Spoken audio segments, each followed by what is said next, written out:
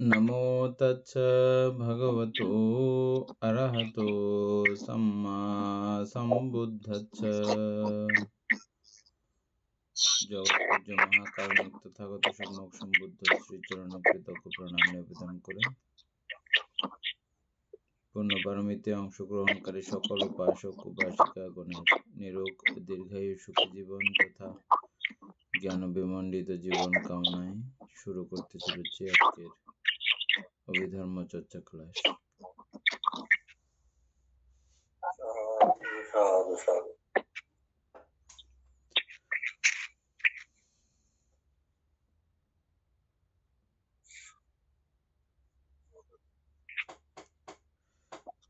আমাদের page number কত ছিল?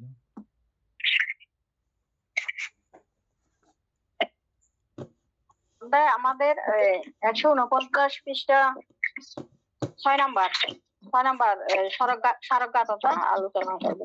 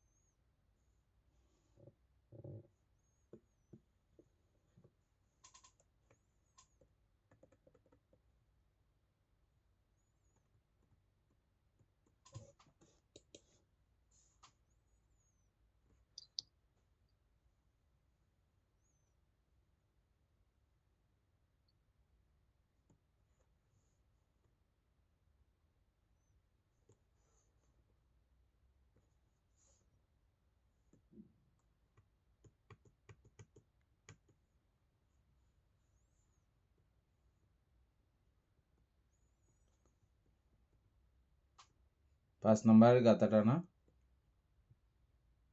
আচ্ছা 6 নম্বরে।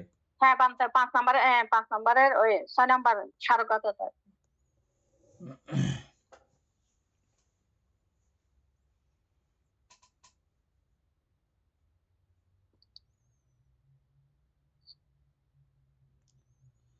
মনদার বিধি চিত্ত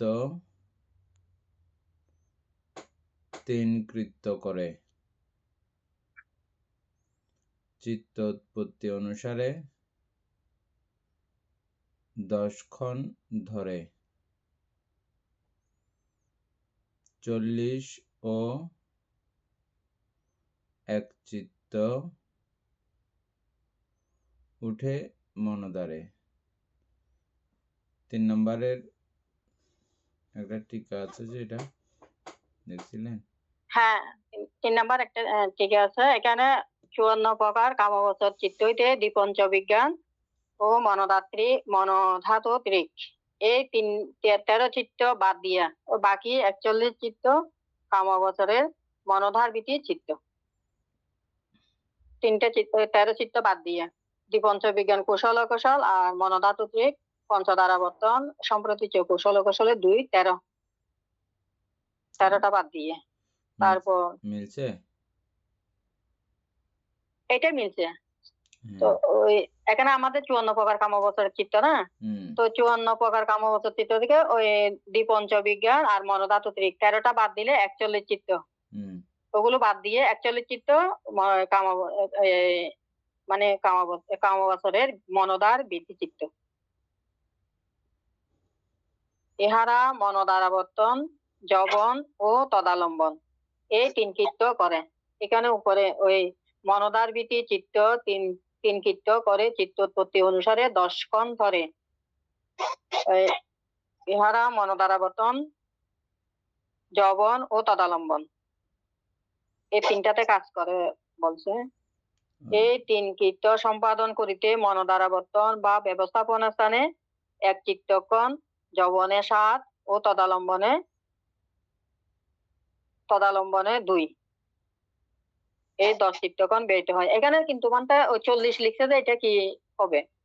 40 ও 1 চিত্ত উঠে মনোদারে 40 আর কি 40 ও 1 চিত্ত 41। আচ্ছা আচ্ছা, ওই যে 41 চিত্ত কামাবত মনোদারে মানে চিত্ত ওইখানে যেটা বলছে সেটা।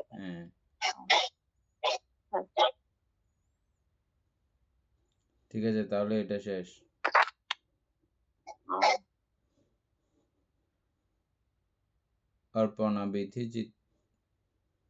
অর্পণা চিত্তবিধি।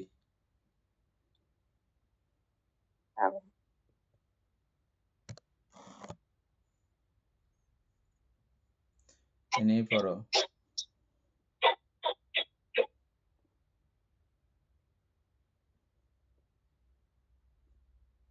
అంతే বন্ধনা।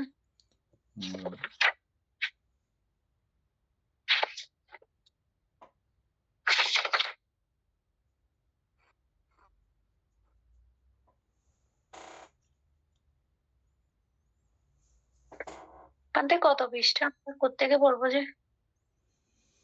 150 পৃষ্ঠা। অপর্ণা জবন চিত্ত বিধি 7 নম্বর। আচ্ছা। অপর্ণা যবন চিত্ত সমূহে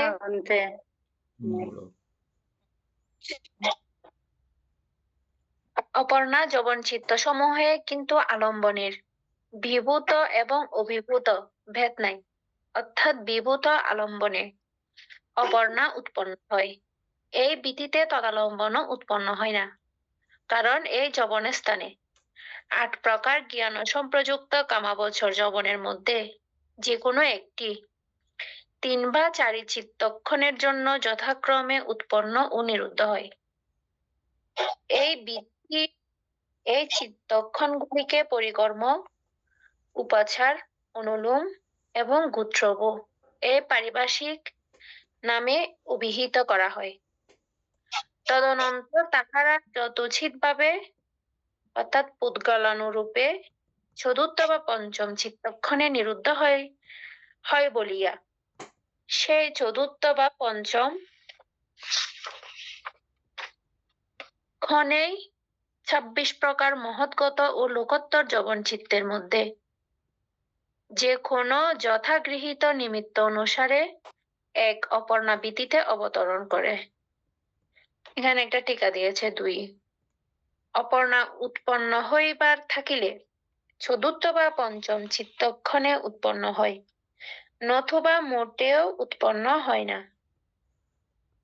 পরিকর্ম ভাবনা সমত বা বিদর্শন নিমিত্ত অনুসারে পৃথকজন ও সব পুদ্গলের মোট 44টি অপর্ণা যবন চিত্তবিধি, 32 প্রকার সমনুষ্য সহগত কুশল চিত্ত, যথা 4 রূপাবচর কুশল, পঞ্চম ধ্যান বর্জিত।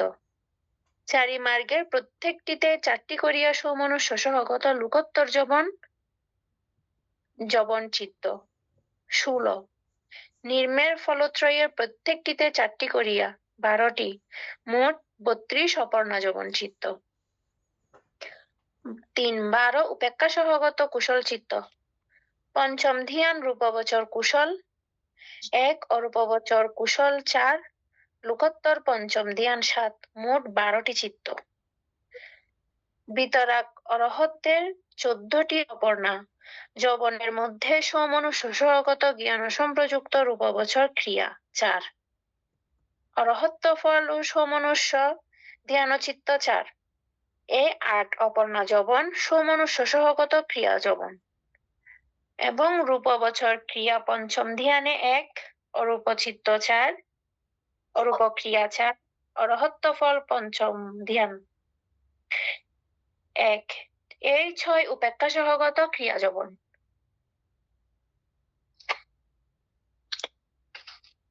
তৎপর চতুর্থ বা পঞ্চম চিত্তক্ষণের পর অপর্ণার অবসানে চিত্ত ভবাঙ্গে পতিত হয়, অর্থাৎ তদালম্বনে উৎপন্ন হয় না। এখানে সমনুষ্য সহগত যবনের অনন্তরে সমনুষ্য সহগত অপর্ণায় আশা করা যায় এবং উপেক্ষা সহগত যবনের অনন্তরের উপেক্ষা সহগতই পুনরূপী কুশল যবনান্তর, তাহার ফলস্বরূপ কুশল যবন এবং ফল চতুষ্টয়ের মধ্যে নিচের অরহত্ব ফল ব্যতীত ফলত্রয় ক্রিয়া যবনের অনন্তর ক্রিয়া যবন ও অরহত্ব ফল আশা করা যায়।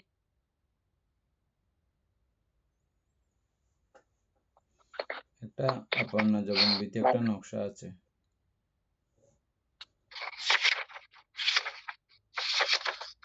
এই 65 পৃষ্ঠার মধ্যে।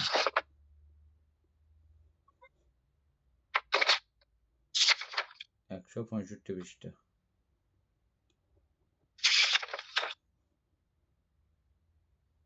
হ্যাঁ, এটা ভবাঙ্গ, এখান থেকে ত্বরণ, একবার উপচ্ছেদ, মন্থরাবর্তন,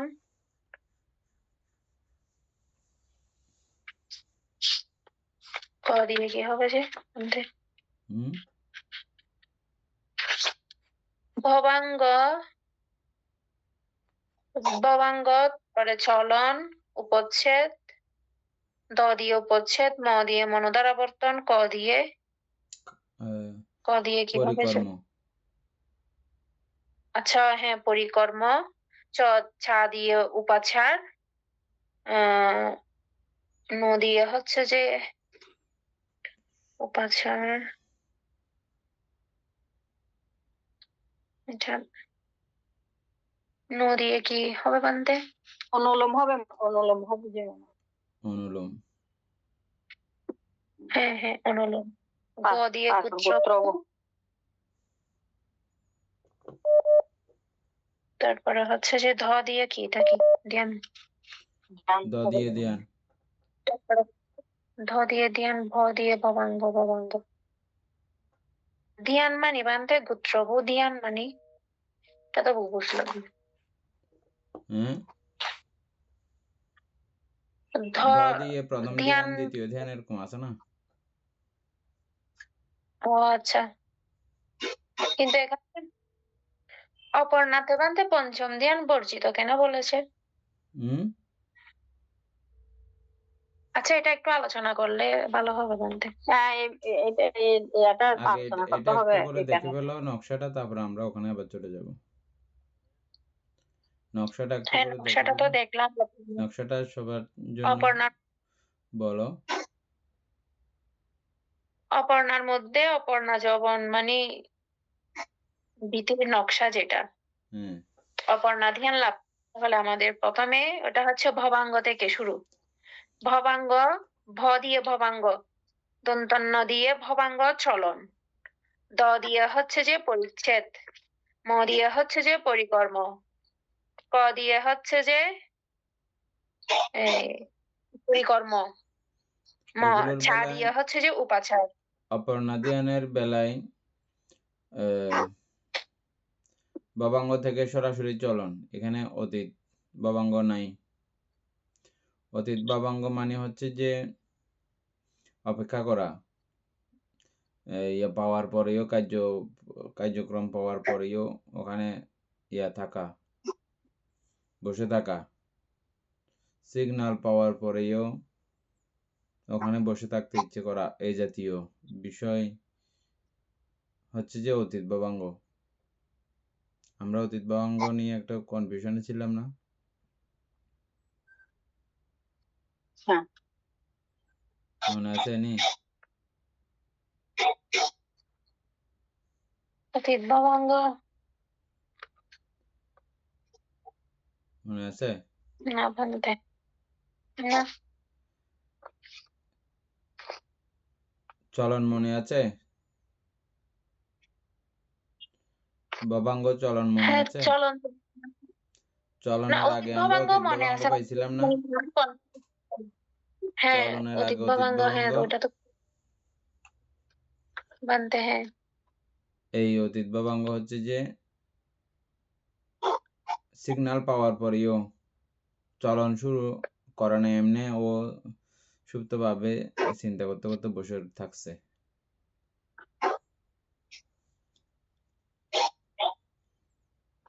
আমরা কোনো দিকে যাওয়ার জন্য উদ্গ্রীব করলে বেশি দরকারি মনে না করে দৌড়ে যায়, এমনি এটা একখানা বই। হ্যাঁ, এভাবে যেগুলো অতি ওইভাবে দুর্বল মনে করি না। যেমন ছোটবেলায় ঘুম গেলে মা ওর মা ডাকে, মা ডাকলে 3 বা 4 বার ডাকলে তারপরে যাবে যে। আর বাবা ডাকলে মাত্র ও শোনা মাত্র উঠে ফাঁ করে দৌড় মারবে। ঘটনা কি? ঘটনা হচ্ছে যে মা ডাকলেও, মা দেরি করলেও পিটবে না, মারবে না। কিন্তু বাবা একবারের থেকে 2 বার যদি ডাকে ধুনে ফেলবে। তখন বাবার ডাককে অতি গুরুত্ব দিয়ে সন্তান যেমন তাড়াতাড়ি চলে যায়, ঠিক আলম্বনের ব্যাপারেও যেগুলো তার কাছে, চিত্তের কাছে গুরুত্বপূর্ণ বলে মনে হয়, গুরুত্ব দেয় বেশি, ওগুলোতে এই অতীত ভাবাঙ্গের কার্যক্রম থাকে না। যেমনটা আমরা এখানে দেখতেছি। অপর্ণা যৌবন বিধিতে অতীত ভাবাঙ্গ নাই, সরাসরি ভাবাঙ্গ, চলন, উপচ্ছেদ। এতটুক পর্যন্ত এটা, হ্যাঁ। এরপরে আরো কোনো নতুন কথা পাইলে আমরা পরে করব, ঠিক আছে?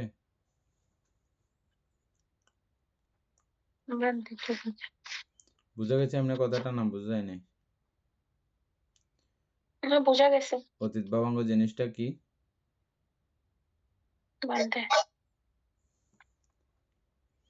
চলনেরও পূর্ব অবস্থা। সিগন্যাল পেয়েও সে বসে থাকে, কার্য আরম্ভ করে না। আর চলন হচ্ছে কার্য আরম্ভ করছে, বাইরে হওয়ার জন্য তোড়জোড় শুরু করছে।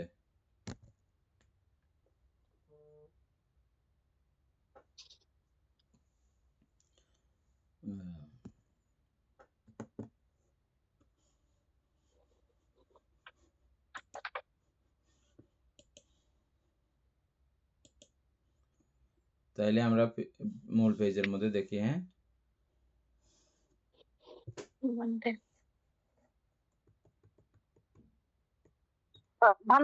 হ্যাঁ, ভান্তে এখানে ওই আমরা উদাহরণের মধ্যে অতীত ভঙ্গকাল যেটা পাইছি, এটা তো ওই দ্বার পথে আগত আলম্বন চিত্তকণের জন্য ভবাঙ্গ স্রোতের সহিত প্রবাহিত হলো। মানে আমি উদাহরণ দিছি যে এটা মিলছে কিনা বুঝতেছেন যে এখন? এটা একটু আরেকবার একটু বলেন তো। এনে আমি যেটা বলছি এটা আবার একটু রিপ্লাই করো যদি বুঝে থাকো আর কি আমি যেটা বলতে চাইছি।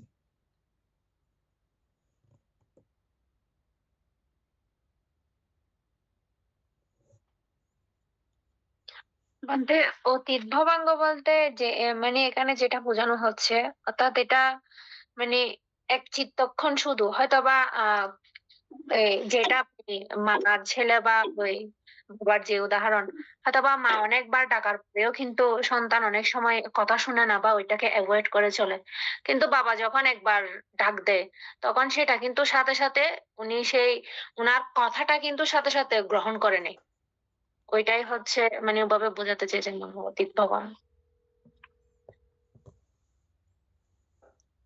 দরকারি মনে করলে তখন হুম। এরকম হয়।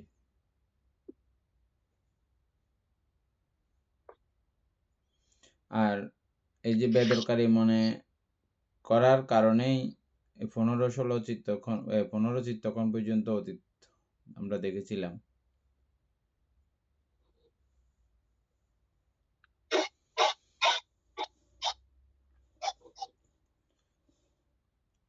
উপাসিকা বুঝেছেন? অমিতা বড়ুয়া। হ্যাঁ, মানতে বলছি।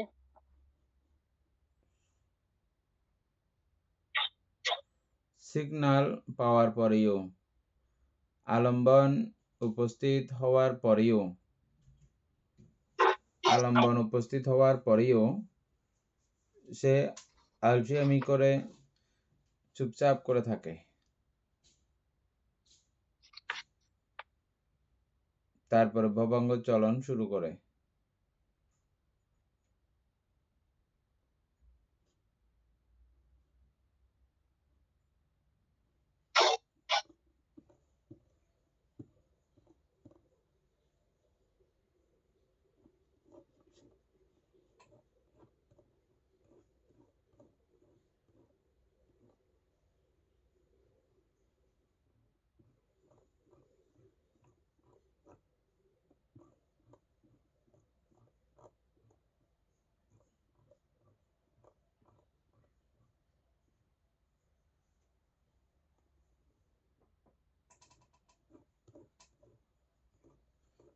এনে এক লাইন করে ওখান থেকে আলোচনা করো।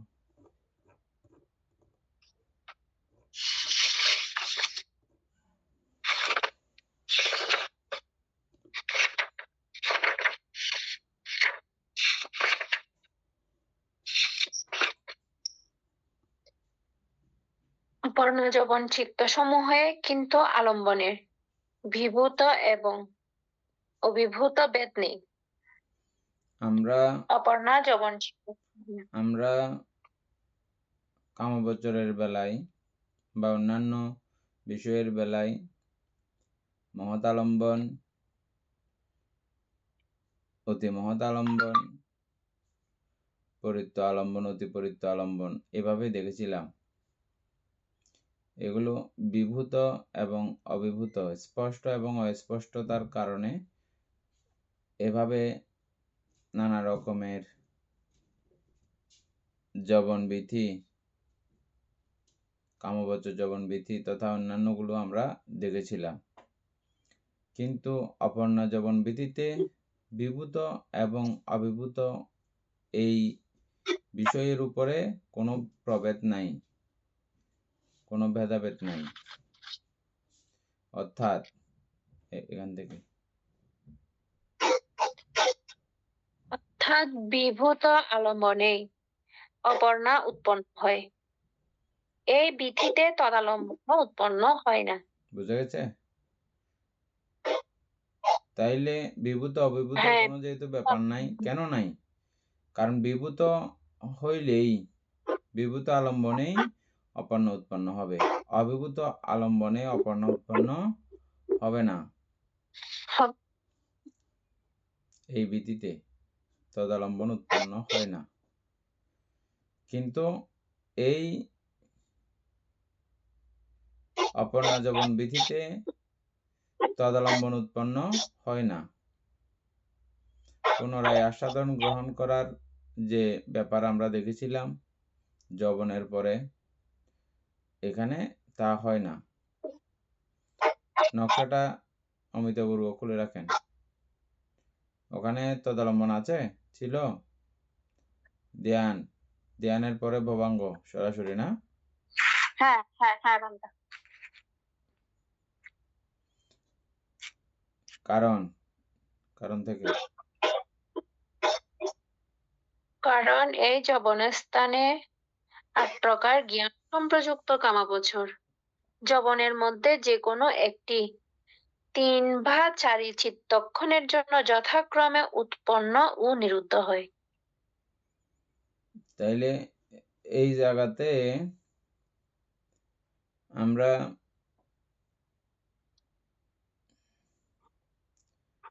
আট প্রকার জ্ঞান সম্প্রযুক্ত কামবচর, ৮ প্রকার জ্ঞান সম্প্রযুক্ত কামবচর,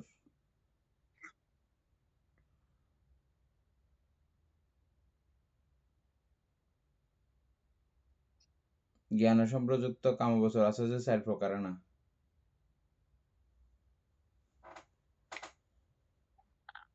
হ্যাঁ, জ্ঞান সম্প্রযুক্ত ৮ প্রকার বলেছে, যেখানে ৮ প্রকার জ্ঞান সম্প্রযুক্ত কামাবচর যবনের মধ্যে জ্ঞান সম্প্রযুক্ত আছে তো শুধু ৪টা, আর গুলা হচ্ছে যে আর ৪টা হচ্ছে জ্ঞান বিপ্রযুক্ত। হ্যাঁ, তাইলে তো উল্টা হয়ে গেছে না?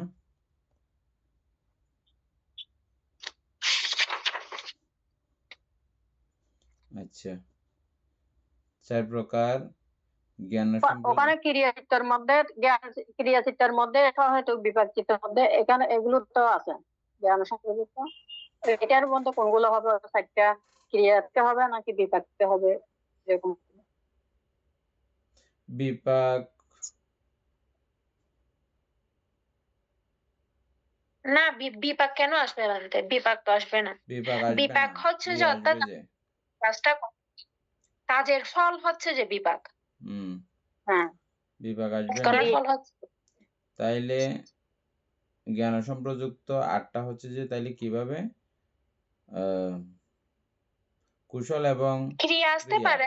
ক্রিয়া আসবে যদি সে ধ্যান লাভী হ্যাঁ। মার্গলাভী হয়, অরহৎ মার্গলাভী হইলে ক্রিয়া আসবে। বান্তে আরেকটা বিষয় আমরা ক্লিয়ার হয়েছিলাম যে ক্রিয়া মানে শুধু কি অদ্ভুতের চিত্ত, এমনি ক্রিয়া যে কোনো ধরনের এই যে লোভ দেশ মোহ বা কোনো আসক্তিহীন যে চিত্তটা, ওইটাকেও তো আমরা ক্রিয়া হিসেবে বলেছিলাম না?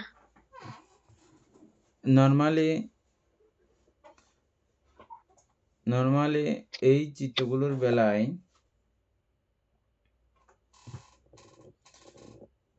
ওইভাবে অনাসক্ত অরহৎ ছাড়া কেউ থাকতে পারে না, নিয়ম নাই। বান্তে থাকতে পারে না বলতে কি যে মানুষ হয়তো বা ক্ষণিকের জন্য কি পারে না না, লোভ দেশ বা আসক্তি, যেমন যেমন ক্ষণিকের জ্ঞান জন্য অবস্থায় থাকে। আমি মনে করলেও আমার কাছে এটা নাই বোধহয়, কিন্তু হুম হুম যদি না থাকতো তাহলে এগুলো যে চিত্তক্ষণ থেকে ওইভাবে ওই বিষয়টা বুঝে নেয়, সমূলে মোহের সমুচ্ছেদ ঘটায়, সে মুহূর্ত থেকে তো উনি অরহৎ।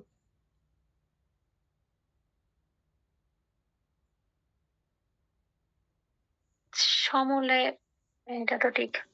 সমূলে সমুচ্ছেদ ঘটায়।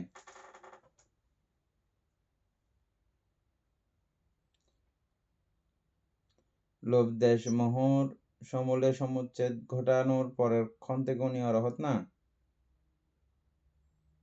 আর এটা সমূলে না বান্তে আমি মানে এটা গোড়াতে মূলে রয়ে গেছে, কিন্তু পুরোপুরি তুমি ভাবছো যে চিন্তা করছো যে এটা এমন, এটার প্রতি আমি লোভ করে লাভ নাই।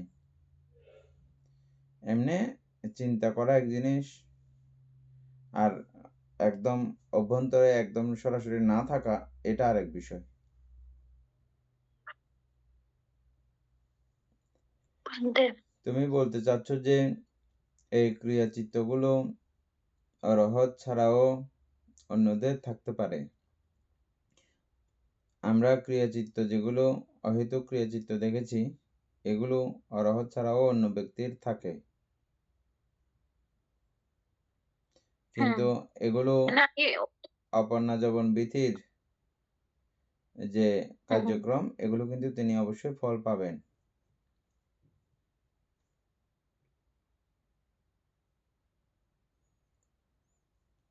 বলো আর কি বলতে চাচ্ছ?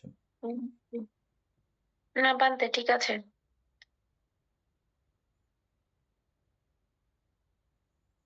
অমিত পুরো বুঝছেন না? দীপেন আসে নাই?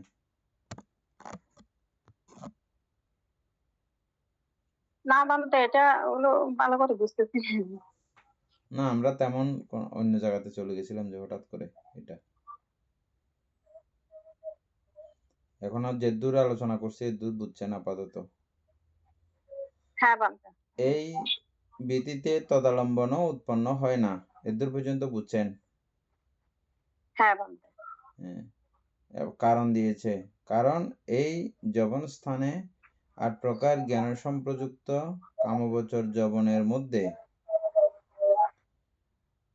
যে কোনো একটি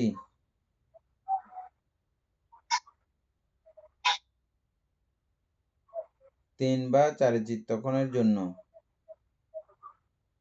যথাক্রমে উৎপন্ন ও নিরুদ্ধ হয়।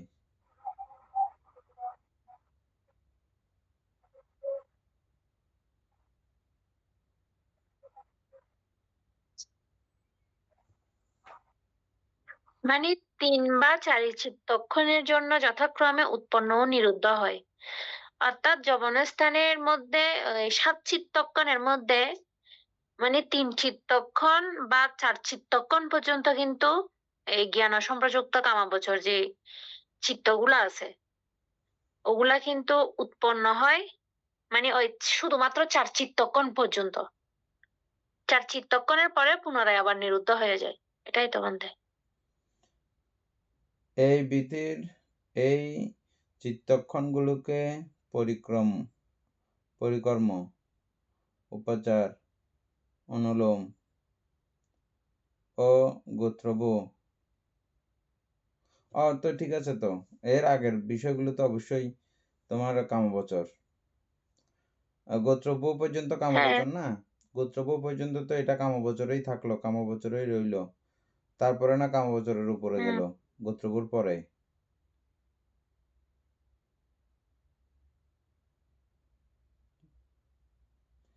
মানে গোত্রবোর আগ পর্যন্ত চিত্তের অবস্থা হচ্ছে যে ওই জ্ঞান সম্প্রযুক্ত 4টা চিত্ত এবং ক্রিয়া চিত্তের 4টা মিলে এই 8 চিত্তের কোয়ালিটি যেমন 4টার মধ্যে যে কোনো রকম হতে পারে, 8টার মধ্যে যে কোনো রকম হতে পারে।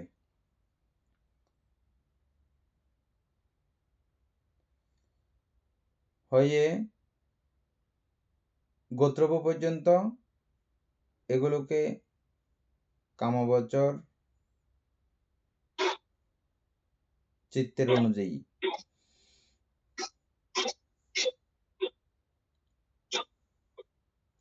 তারপর গোত্রপুর পরে গেলে মাত্র এটা রূপবচর সিস্টেমে চলে যাবে।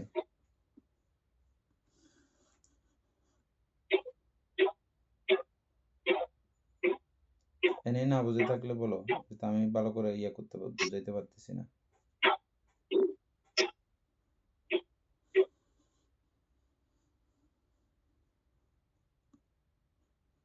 বলতে এটা তো অপর্ণা যবন বলতেছে, অপর্ণা যবন আস্তে আস্তে তো গোত্রগুর পরে। তো অপর্ণা তো এটা তো কামা বছরে থাকবে। এটা তো আমিও তো ইয়ে করতে, ওই গোত্রভূ পর্যন্ত অবশ্যই কামা বছরের মধ্যে থাকবে এটা। হ্যাঁ, কিন্তু অপর্ণা হয় রূপ বছর ধ্যানের পরেই তো অপর্ণা। তো তোমাকে তো এটা বলে নাই। গোত্রভূ এই পারিভাষিক নামে অভিহিত হয় তদনন্তর যথোচিত ভাবে উদ্গলনরূপে চতুর্থ বা পঞ্চম চিত্তক্ষণে নিরুদ্ধ হয় বলিয়া সেই চতুর্থ ও পঞ্চম চিত্তক্ষণেই 26 প্রকার মহৎগত ও লোকোত্তর যবন চিত্তের মধ্যে যে কোনো একটি। এর পরবর্তীতে এগুলোর চিত্তের কোয়ালিটি পাল্টে যায়। মানে একই চিত্তের লাইন, একই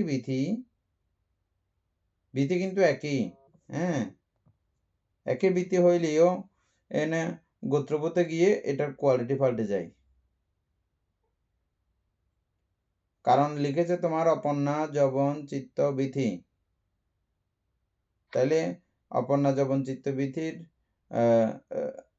যদি ইয়ে করতে হয় 2 ভাগ করলে এখানে গোত্রভূ পর্যন্ত তোমার হচ্ছে যে কামবচরের সিস্টেমে থেকে যায় পুরা।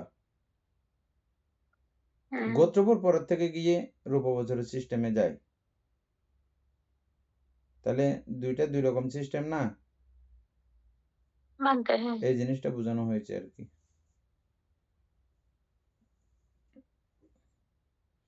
আগে ক্লাসের মধ্যে আমরা এই বিষয়গুলো এরকম আলোচনা করছিলাম না, এমনি পরে চলে গেছিলাম যে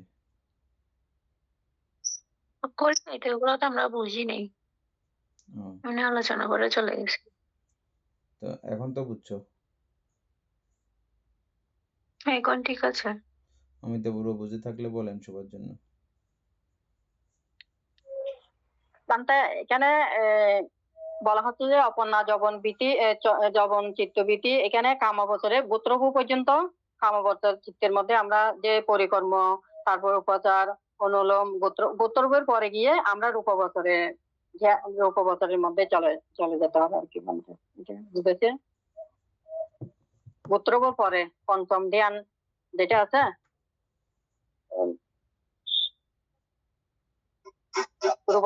রূপবচর ধ্যানের মধ্যে যেতে হবে।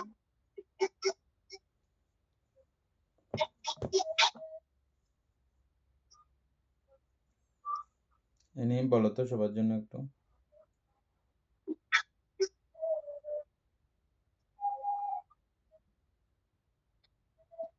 এখানে অপর্ণা যবন চিত্তবীতি যেটা, অর্থাৎ অপর্ণা যবন চিত্তবীতি চিত্ত যদি উৎপন্ন করতে হয় তাহলে আমাদেরকে প্রথমে কি কি পার করে আসতে হবে, মূলত এটা এখানে বোঝাচ্ছে সেটা।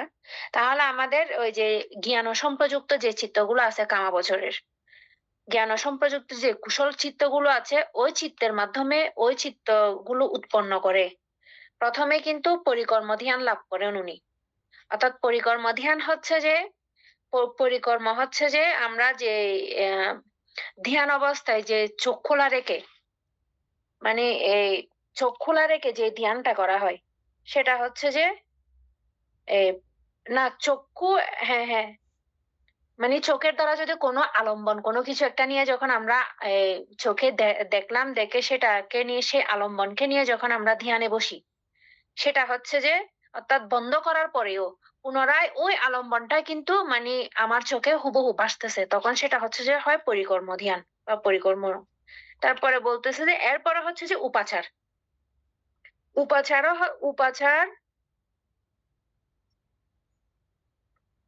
ভাবতে প্রথমে তো উপাচারে না আসবে, পরে না আসবে প্রথমে পরিকর্ম, তারপর উপাচার।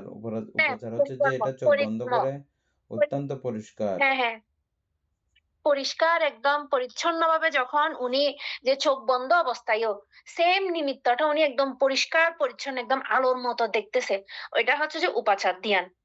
তারপরে হচ্ছে যে অনুলোম। পরিকর্মের বেলায় চোখ বন্ধ খোলা, এটা আমরা ওই নিমিত্তগুলোর বেলাতেই বলছিলাম শুধু। দশকোষীনের মধ্যে কিছু কিছু, যেমন আলোক কোষীন, ওটা আদি এগুলোর বেলাতে ছিল। কিন্তু যেমন আনাপান ভাবনার বেলায় আমার শুরুতেই তো আমরা চোখ বন্ধ থাকি। ওখানে কি পরিকর্ম নাই, উপচার নাই? আছে। এটা আচ্ছা হচ্ছে যে মোটামুটি একটা আলম্বন পরিপুষ্টতা বা স্বচ্ছতার একটা মানে প্রকারান্তর।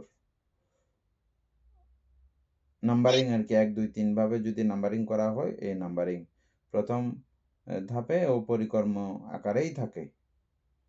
তারপরে এটাকে যখন সে ঠিকঠাক রক্ষা করতে পারে দীর্ঘদিন, দীর্ঘ সময় ও ঠিকঠাক যথাকার্য করতে পেরেছে, তাহলে সে উপচারে পৌঁছে। এই শ্বাস-প্রশ্বাসের একদম তরঙ্গগুলো পুরো তার কাছে অত্যন্ত সুস্পষ্ট হয়। তারপরে ক্রমে অনুলোম। তারপরে হ্যাঁ অনুলোম। অনুলোমের পরে আসতেছে যে গুত্রবু।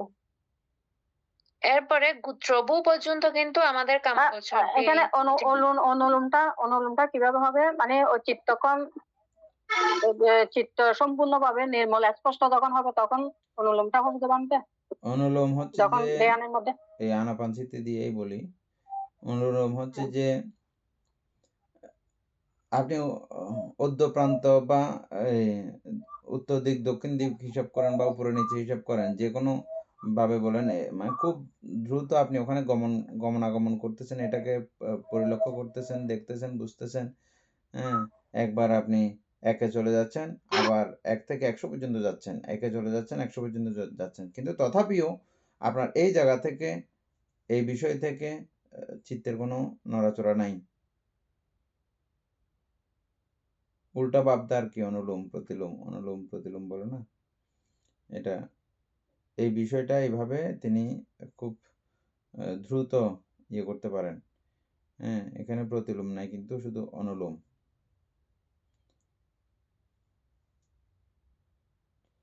তারপরে হচ্ছে গোত্রবু।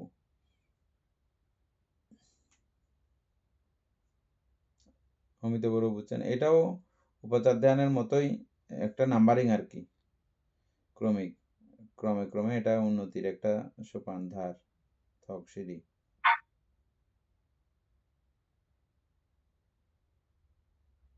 বানতে আমরা ওই আগে আগের প্রথম ইয়াতে ওই কামাবচর উপচার ধ্যানের একটা চিত্তের জবন আমরা পড়ছিলাম।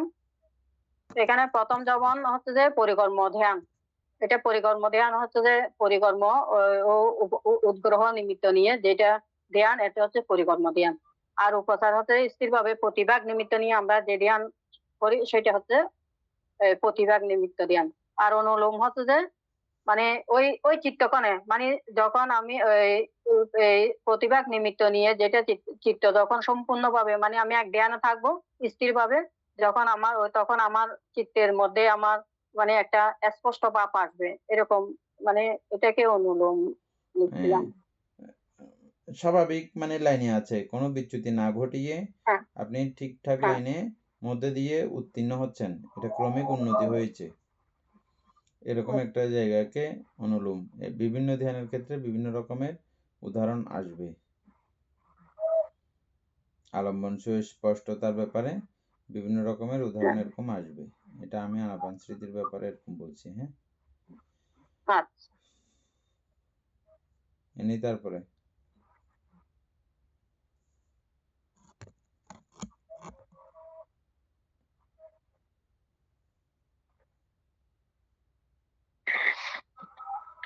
এরপরে হচ্ছে উপাচার, অনুলোম, গোত্রব, পারিভাষিক নামে অভিহিত করা হয়। তদনন্তর তাহারা যথোচিতভাবে পারিভাষিক নাম উদ্গলানুরূপে বলতে এগুলো হচ্ছে যে মানে এই বই বা অভিধর্মের ভাষাতে আমরা এই শব্দগুলো বললে ওই বিষয়ের সঙ্গে আমাদের পরিচয় ঘটে। এটা পরিচয় ঘটানোর জন্য এই নামগুলো দিয়ে মানে ইয়া করা হয়েছে। এটাই পারিভাষিক নামে অভিহিত করা হয়। হয় এর মধ্যে এক দিয়ে একটা টিকা আছে, টিকাটা দেখো কোথায়। বলছে যে 36 দ্রষ্টব্য। 36 পৃষ্ঠা দেখতে বলছে যে 36 পৃষ্ঠা বান্ধে ওগুলা আর কি, ওই যে ইয়াগুলা নিয়ে, পরিকর্ম নিয়ে, আচ্ছা পরিকর্ম আচ্ছা, ওগুলো নিমিত্ত, কথা ছিল যে উদ্গ্রহ হ্যাঁ হ্যাঁ নিমিত্ত, হ্যাঁ হ্যাঁ ওগুলো হবে যে ঠিক এগুলার। আছে। তারপরে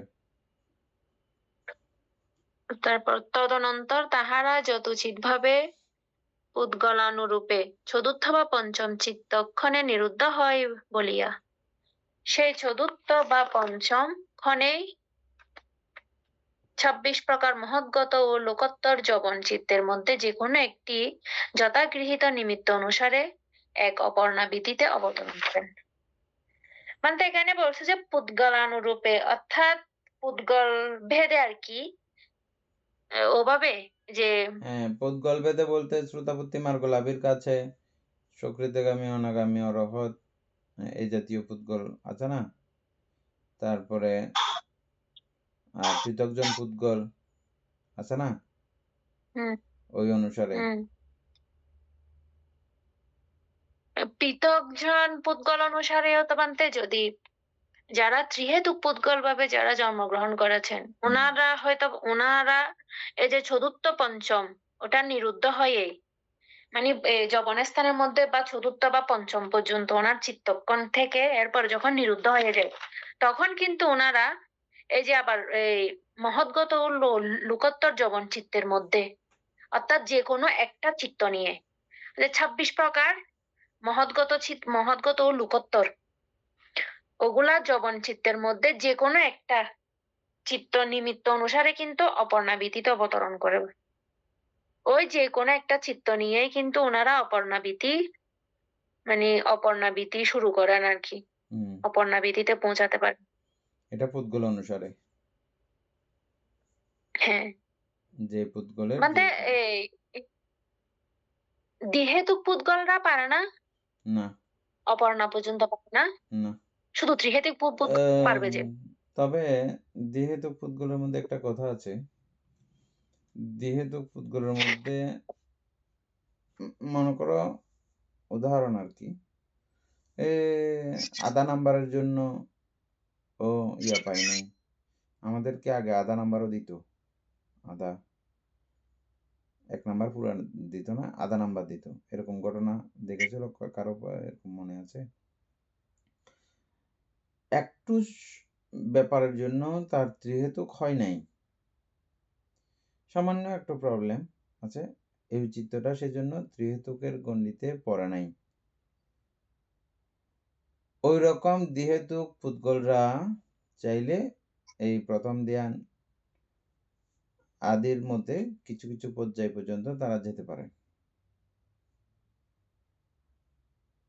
এটা কিছু কিছু বইয়ের মধ্যে উল্লেখ আছে, তবে আমরা এখানে এখনো পাই নাই। আমরা পেয়েছি শুধু দ্বিহেতুক পুদ্গল, ত্রিহেতুক পুদ্গলের। হ্যাঁ,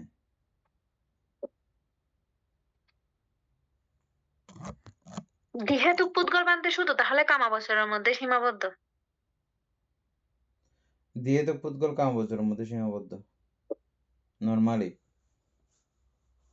রূপবচারে ওই এক শ্রেণীর এরকম খুব একটুর জন্য ত্রিহেতুক হতে পারে নাই, ওই জাতীয় ব্যক্তিত্বরা ইয়ে করতে পারেন, প্রথম ধ্যান আদি লাভ করতে পারেন, তবে তাও শ্রুতাপতি মার্গ আদি তাদের দ্বারা সম্ভব হয় না।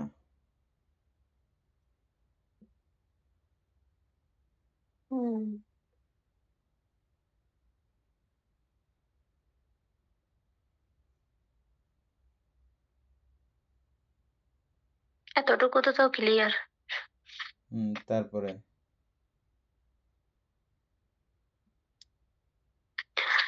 তৎপর চতুর্থ বা পঞ্চম চিত্তক্ষণের পর অপর্ণার অবসানে চিত্ত ভবাঙ্গে পতিত হয়, অর্থাৎ তদালম্বন উৎপন্ন হয় না।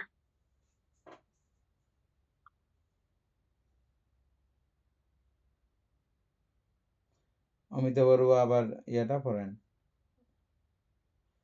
ওই নকশাটা।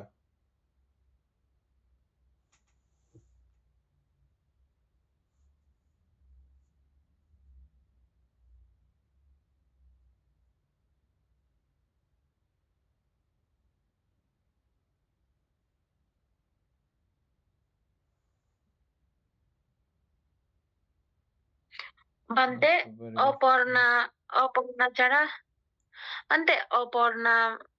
জ্ঞানী যারা লাভ করে, করার পরে যাদের বা চিত্ত উন্নত থাকে বা চিত্ত শক্তিশালী থাকে, তারাই কিন্তু শ্রুতাপত্তির দিকে এগিয়ে যেতে পারে। আর যাদের হয়তো বা চিত্ত যদি দুর্বল হয়ে যায়, বা ওরা মনে হয় পুনরায় আবার ভবাঙ্গে চলে আসে।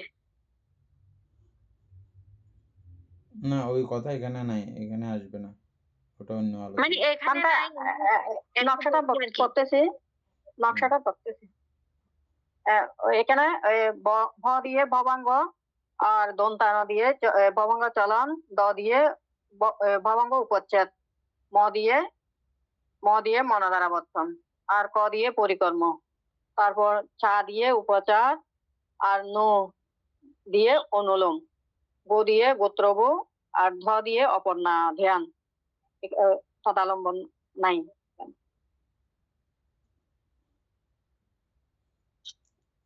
যবনের কথা এখানে কি আসছিল যে?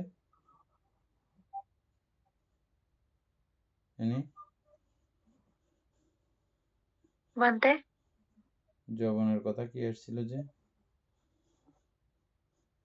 তদনন্তর যথোচিতভাবে পুদ্গলন রূপে চতুর্থ বা পঞ্চম চিত্তক্ষণে নিরুদ্ধ হয় বলিয়া এই প্রকার লোকোত্তর যবন চিত্তের মধ্যে 26 প্রকার মহৎগত ও লোকোত্তর যবন চিত্তের মধ্যে যে কোনো একটি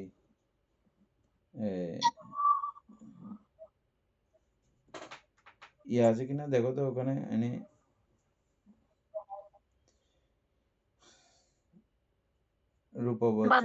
রূপবচর যবন চিত্তবিধি, রূপবচরের মধ্যে যবন চিত্তবিধি এরকম আছে কিনা দেখো।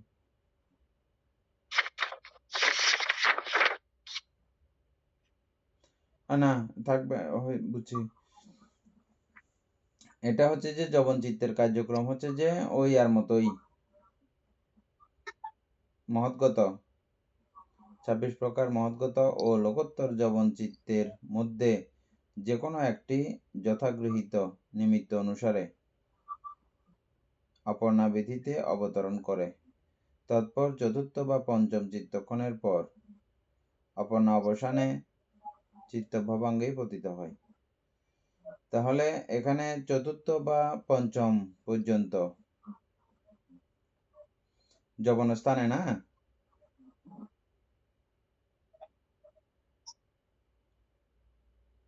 চতুর্থ বা পঞ্চম পর্যন্ত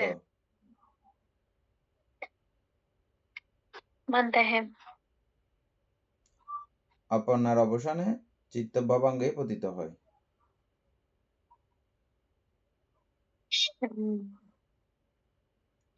যবনের মধ্যে 7 বারের মধ্যে চতুর্থ বা পঞ্চম চিত্তক্ষণ পর্যন্ত যাবে আর কি। হ্যাঁ, এখানে মানে এই অপর্ণার ধ্যান চিত্তের বেলায় চতুর্থ বা পঞ্চম চিত্তক্ষণের পর অপর্ণা অবসানে ভবাঙ্গেই পতিত হয়। তদলম্বন উৎপন্ন হয় না। আচ্ছা, আপাতত এখানে পর্যন্ত এইভাবে বোঝানি থাক, তারপরে এর পরবর্তীতে আরো কোনো ইয়ে আসলে আমরা মনে রাখবো। হ্যাঁ, আচ্ছা। না, এটা বানতে ঠিক আছে তো। চতুর্থ যবনের না স্তরের ঠিক মধ্যে আছে চতুর্থ বলতে আর পঞ্চম। ওই যে ওখানে শুধু একটা ধ দিয়ে শেষ করে দিছে তো, ধ শুধু একবার লেখছে ধ্যান হুম। নকশার মধ্যে, এটার জন্য আমি কনফিউশনে আছি। অন্যান্য জায়গাতে নকশা দিতে পারলে এখানে নকশা দিতে কি কি সমস্যা হয়েছিল, এই জন্য আর কি এখানে একটা কিছু ব্যাপার আছে। আচ্ছা, এরপরে দেখো এখানে এখানে সৌমনুষ্য সহগত যবনের অনন্তরে সৌমনুষ্য সহগত অপর্ণায় আশা করা যায়, এবং উপেক্ষা সহগত যবনে অনন্তরের উপেক্ষা সহগতই। যেগুলো পুনরূপী কুশল যবনানন্ত। সমনুষ্য সহগত যেগুলো আছে যবনের মধ্যেও সেম, সমনুষ্য সহগত অপর্ণা আশা করা যায়, আর উপেক্ষা সহগত হইলে তখন উপেক্ষা সহগত উৎপন্ন।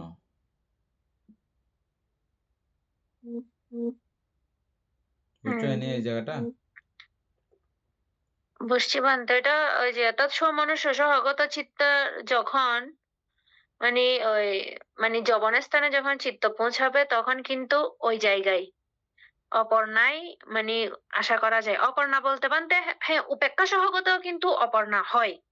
ওইটা হয়তো আবার ক্যাটাগরি হিসেবে, অর্থাৎ সমনুষ্য সহগত চিত্তের চিত্তের কোয়ালিটি একরকম, আর অনন্তরের এই উপেক্ষা সহগতর মধ্যে হচ্ছে যে কোয়ালিটি একটু লো হবে, উদাহরণের হবে আর কি মনে হয়, কিন্তু দুটোটাতে কিন্তু অপর্ণা হবে, অপর্ণা উৎপন্নই হবে।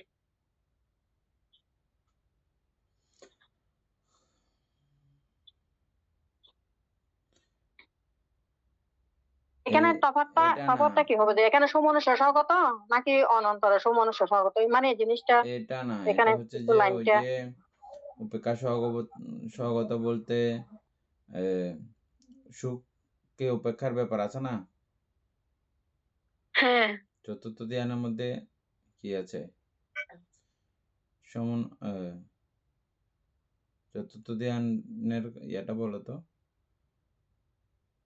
উপেক্ষা সহগত জ্ঞান সম্প্রযুক্ত। না, কোনটা? বিতর্ক বিচার প্রীতি সুখ একাগ্রতা সহিত প্রথম ধ্যান। আচ্ছা, চতুর্থ ধ্যান হচ্ছে যে বিতর্ক বিচার প্রীতি বিচার সুখ। প্রীতি সুখ সুখ আর একাগ্রতা সহিত দ্বিতীয় ধ্যান। আর তৃতীয় ধ্যানের ওইটা বেলা হচ্ছে হচ্ছে যে যে প্রীতি সুখ একাগ্রতা সুখ আর সহিত একাগ্র। তৃতীয় ধ্যান। চতুর্থ ধ্যান হচ্ছে যে সুখ একাগ্রতা। পঞ্চম ধ্যান হচ্ছে যে একাগ্রতা। উপেক্ষা একাগ্রতা। ওখানে উপেক্ষা আছে ও না? আচ্ছা, এটা তাহলে কথা। এখন বুঝছো না? হুম হুম এটা পুরো বিষয়টা টানে নাই আর কি, একটা একটা করে চিত্র ইয়ে করে দেখানো হয় নাই, পুরোটা হুম। বিষয় না একসঙ্গে ঠিক আছে। লিখছে তো, এই হ্যাঁ জন্য হ্যাঁ। আমাদের বুঝতে কষ্ট হচ্ছে পুরো জায়গাটা। না, এরপরে ওই বৃত্তির নকশাগুলো আছে যে ওখানে আরো কিছু আলোচনা আমরা পাবো, আরো খুব আস্তে আস্তে করে যেতে হবে আর কি, এই জায়গাটা না হলে এগুলো বুঝে যাবে না।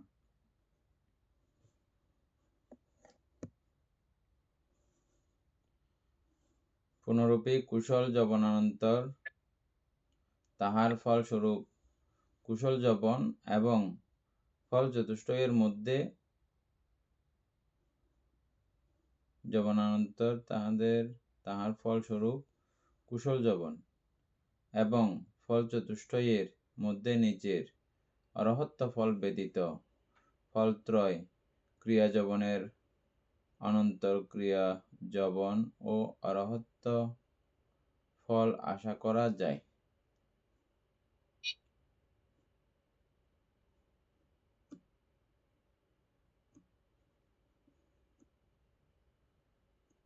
তিনটা ছাড়া আর কি না, ফল চতুষ্টয়ের মধ্যে তিনটা বাদ দিয়ে বাকি ক্রিয়া যবন এর অনন্তর ক্রিয়া যবন ও অরহৎ ফল আশা করা যায়। বুঝছো কথাটা? অরহতদের বেলায় এটা এরকম, না আর অনাগামীদের বেলায়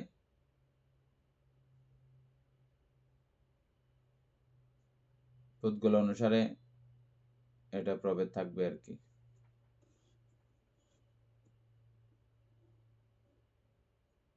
বুঝছো না? বান্তে হ্যাঁ, এটা আবার একটু এটা এটা বুঝিনি। এইখানে সমনুষ্য সহগত যবনের অনন্তরে মানে পরিবর্তে সমনুষ্য সহগত যবনের অনন্তরে সমনুষ্য সহগত অপর্ণায় আশা করা যায়।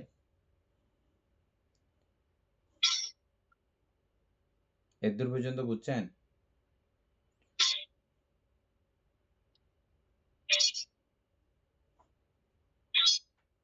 বান্তে নিচে সমস্যা হচ্ছে যে, অর্থাৎ না এখানে না, এটা বলেছে সহ যে করে যেতে হবে, নিচেরটা বুঝতে হলে এটা সহ করে যেতে হবে। আচ্ছা বুঝে গেছে? সমনুষ্য বেলায় তাদের অপর্ণাও ওই অনুযায়ী হবে যে তাদের অপর্ণা, এবং উপেক্ষা সহগত যবনের অনন্তরে উপেক্ষা সহগতই। বুঝে গেছে? যারা ওইভাবে চিত্তকে গঠন করেছে আগে থেকে ওই রকম, তাদের বেলাতে ওটা উপেক্ষা সহগতর মতোই হবে। যে পুনরূপী, পুনরায় আবার দেখো, পুনরূপী কুশল যবন অনন্তর তাহার ফলস্বরূপ কুশল যবন, একই কথাকে আবার আরেক রকম করে বুঝাইছে। হ্যাঁ, কুশল যবন অনুসারে অনন্তরে কুশলের মতো করেই সেই কুশল যবনগুলো উপস্থাপিত হবে। এবং এবার আছে যে ওই শ্রোতাপত্তি ফল, সুকৃতগামী ফল, অনাগামী ফল, অরহৎ ফল। হ্যাঁ, ফল চতুষ্টয়ের মধ্যে অরহৎ ফল ব্যতীত ফলত্রয় ক্রিয়াযবনের অনন্তর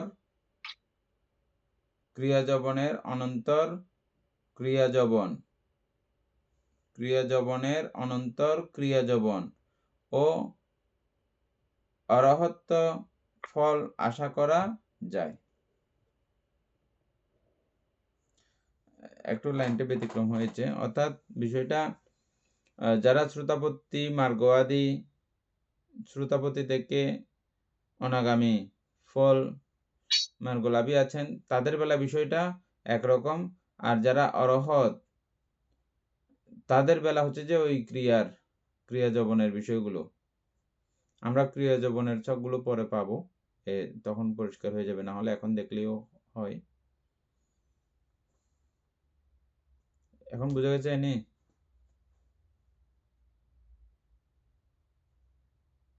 বান্তে এদিকে বলতেছে যে অরহত্ত ফল ব্যতীত, আবার ওই লাইনটা একটু জায়গায় একটু বলতেছে যে ইয়ে অরহত্ত হয়েছে, ফল। নিচে গেলে আর একটু পরিষ্কার হবে, আর ইয়ে হয়ে যাবে, আর একটু ভালো লাগবে। হ্যাঁ, বান্তে ঠিক আছে, আজকে আমাদের এই পর্যন্ত থাক, কালকে আবার এখান থেকে আবার শুরু করবো আর কি। হ্যাঁ, বান্তে টিকা পড়লে ক্লিয়ার হবে। টিকাটা পড়লে 2 নম্বর অপর্ণা দিয়ে একটা টিকা আছে। হ্যাঁ ওইটাই। সদ্ধর্ম প্রাণ প্রিয় উপাসক উপাসিকা বৃন্দ, এতক্ষণ যাবৎ আমরা অভিধর্ম আত্মসংগ্রহ গ্রন্থটি আলোচনা করছিলাম। এই গ্রন্থটি পুরো অভিধর্ম পিটকের সার সংক্ষেপ বললেও অত্যুক্তি হয় না, এবং এটা পরে পুরো অভিধর্ম পিটকের আস্বাদ গ্রহণ করা যায়, অতীব গুরুত্বপূর্ণ। এই পুস্তক অধ্যয়নে আমরা এতক্ষণ যাবৎ অপ্রমেয় পুণ্য সম্পাদন করেছি। এই পুণ্যরাশি অনন্ত চক্রালবাসী সত্যগণকে দান করছি, গুরুভান্তিদেরকে দান করছি, মাতা পিতাগণকে দান করছি, এবং এই পুণ্যের কাছে আমরা প্রত্যেকে প্রার্থনা করব নির্বাণ লাভ অবধি অসৎ ব্যক্তি, মূর্খ ব্যক্তি, পাপমিত্রে সংসর্গ লাভ না করে সদা সর্বদা জ্ঞানদর্শী কল্যাণ মিত্রের সান্নিধ্য সংসর্গ লাভ করতে সক্ষম হই। এইরূপ সাধু কামনা পোষণ করে আজকের মতো ক্লাস এখানে সমাপ্ত করছি। সাধু সাধু সাধু।